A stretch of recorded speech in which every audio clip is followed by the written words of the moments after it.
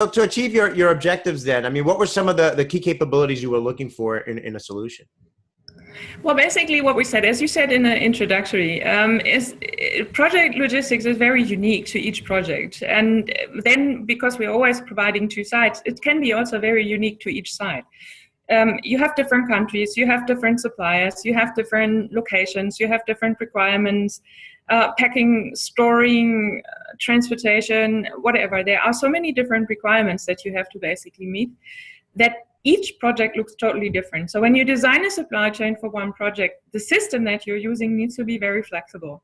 It needs to be agile. So it needs to be very easy to use, because I won't have very much time when I start shipping to teach people or to train people on the system, because it's once we pick the service provider, it's basically shortly before we start shipping the first cargo.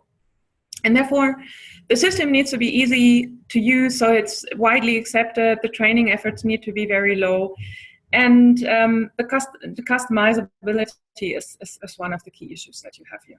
What is also important, you have to offer different ways of accessing the system, because some of the suppliers in the countries or in the regions, or special suppliers with special equipment for heavy load or over-dimensional cargo, they don't have that kind of high sophisticated IT environment. So you have to give them the opportunity to actually just key in data, to go away from email. So it's collected all in one place, but it can be keyed in, it can be sent via EDI, it can be sent via uploads. And there we go, Excel again. There are different ways of how to fill the system, and it needs to be absolutely easy and quick setup if you are working also with smaller supplier. That also goes for the material suppliers. Construction site needs to make decisions on a daily basis on what they're going to do. So if they are missing part or something is broken, which often happens, we have the sites are usually very like outdoory and are sometimes in very, very remote locations. And so if something breaks and they cannot finish this part, they want to start with the next part. In that way, they need to know what's on their way, what's coming next week and whatever. Or do they have to replan? And therefore, the transparency is absolutely necessary.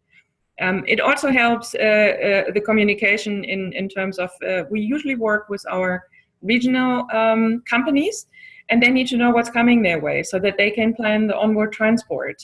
If we do turnkey, then I want to know if it really arrived or what's the status. If it's stuck in custom, I want to be informed, because I don't want to take care of something that I don't need to take care of. But if I know that something delayed and I get a red light, then I know, here I need to do something.